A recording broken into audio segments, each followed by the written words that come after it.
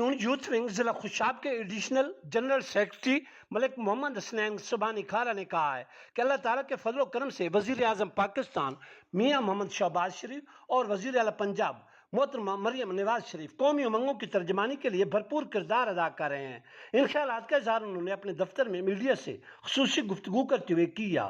ممبر صوبائی اسمبلی سردار علی حسین خان بلوچ کے کوآرڈینیٹر سردار قمبر رضا خان بلوچ، مسلم لیگی ورکر ملک عامر شہزاد کھارا اور محمد اصغر بھی اس موقع پر موجود تھے۔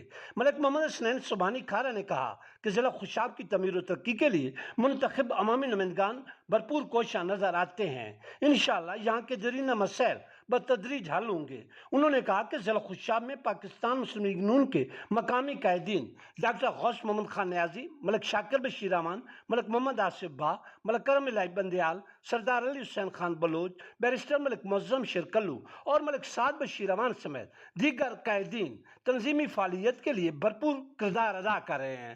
انشاءاللہ ہم ضلع بھر میں یوتھ ونگ کو مزید فعال بنائیں گے۔ اس موقع پر ایم پی اے سردار علی حسین خان بلوچ کے کوآرڈینیٹر سردار قمبر رضا خان بلوچ نے میڈیا کو ایم پی اے کے عوامی فلاح و بہبود کے ایجنڈے بارے بھی تفصیل سے بریف کیا۔